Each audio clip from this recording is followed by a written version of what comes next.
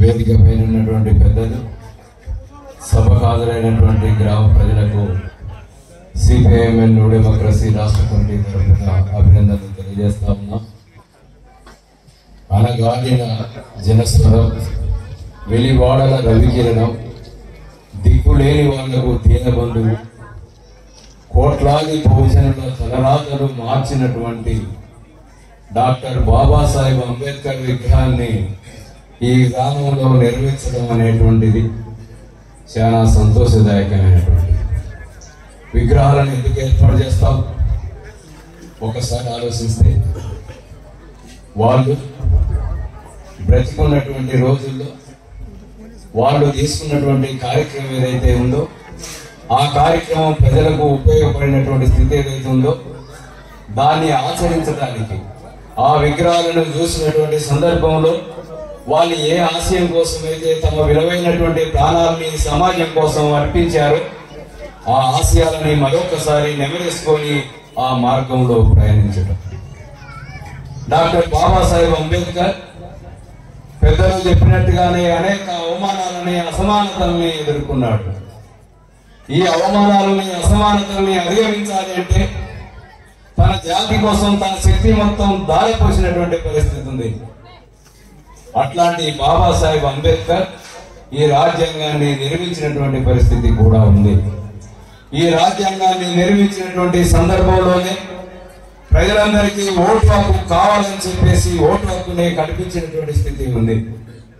ఆ ఓటు హక్కును కల్పించినటువంటి సందర్భంలో తను నొక్కి చెప్పినటువంటి అంశం, ప్రధానమైనటువంటి అంశం, నేను నా దేశ ప్రజలకి, నా జాతి ప్రజలకు నేను పదునైనటువంటి కత్తిని ఏమి ఇవ్వలేదు. నేను నా దేశ ప్రజలకు, నా జాతి ప్రజలకు పదునైనటువంటి కత్తిని ఏమి ఇవ్వలేదు. ఒక బలమైనటువంటి ఓటును ఇచ్చాను. అది కత్తి కంటే పదునైనటువంటిది. దాన్ని ఉపయోగించుకొని రాజులవుతారు, దాన్ని ఉపయోగించుకొని రాజులవుతారు, దాన్ని అమ్ముకొని బానిసలవుతారు, మీరే నిర్ణయించుకోండి అనేటువంటిది చెప్తాడు. ఇవాళ ఈ దేశంలో అసమానతలు లేనటువంటి సమాజాన్ని డాక్టర్ బాబాసాహెబ్ అంబేద్కర్ కోరుకున్నాడు. డాక్టర్ బాబాసాహెబ్ అంబేద్కర్ కు నివాళులు అర్పించడం అనేటువంటిది అంటే అసమానతలు లేనటువంటి సమాజాన్ని కోరుకోవడమే. అసమానతలు లేకుండా స్వేచ్ఛ అనేటువంటిది లేనే లేదు. ఈ అసమానతల సమాజంలో స్వేచ్ఛ అనేటువంటిది సాధ్యమైనటువంటిది కాదు. ఈ దేశంలో రాజ్యాంగాన్ని రచించినటువంటి సందర్భంలో భారత ప్రజలందరికీ రాజ్యాంగం మీద ఒక బలమైనటువంటి విశ్వాసం ఉన్నటువంటి సందర్భంలో ప్రజలందరూ కూడా తమ ఓటు ద్వారా భారత రాజ్యాంగాన్ని, భారత శాసనాన్ని ఎన్నుకుంటున్నటువంటి పరిస్థితి ఉన్నది. ఈ భారత రాజ్యాంగం, భారత శాసనం ప్రజల యొక్క మౌలికమైనటువంటి సమస్యల్ని పరిష్కరించని ఎడల ఆనాడే డాక్టర్ బాబాసాహెబ్ అంబేద్కర్ హెచ్చరించాడు ఈ రాజకీయ వ్యవస్థని. ఒకవేళ ప్రజల మౌలికమైనటువంటి సమస్యల్ని కనుక పరిష్కరించకపోతే మనం రూపొందించుకున్నటువంటి రాజ్యాంగం ఏదైతే ఉందో ఆ రాజ్యాంగాన్ని ఈ ప్రజలే ఏదో ఒక రూపంలో తిరిగి ధ్వంసం చేయడం అనేటువంటిది జరుగుద్ది, జాగ్రత్త అని చెప్పేసి హెచ్చరించడం అనేటువంటిది జరిగింది. పరిశీలిద్దాం ఈ దేశంలో జరుగుతున్నటువంటిది ఏమిటి. ఈ దేశంలో 75-76 సంవత్సరాల స్వాతంత్ర దినం అనేటువంటిది చెప్పుకుంటున్నటువంటి సందర్భంలో కూడా ఇప్పటికీ అసమానతలు, అవివేకము, ఇప్పటికీ అసమానతలు, దోపిడీ, పీడన, అణిచివేత అనేటువంటిది కొనసాగుతున్నటువంటి పరిస్థితి ఉంది.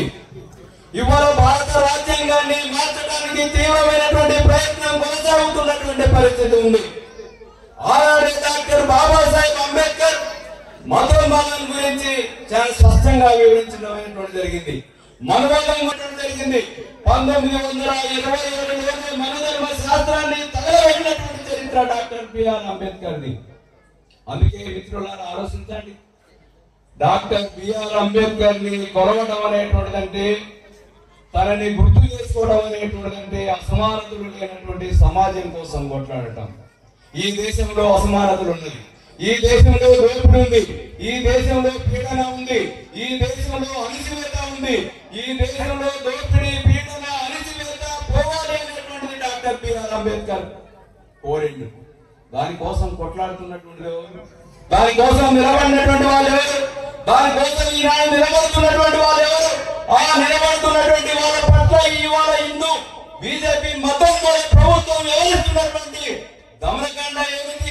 ఈ అమాయకమైనటువంటి ఆదివాసీ ప్రజల్ని వదలని ఊచకొట్టబడుతున్నటువంటి ఒక దౌర్భాగ్యమైనటువంటి పరిస్థితి ఈ దేశంలో కొనసాగుతా ఉంది.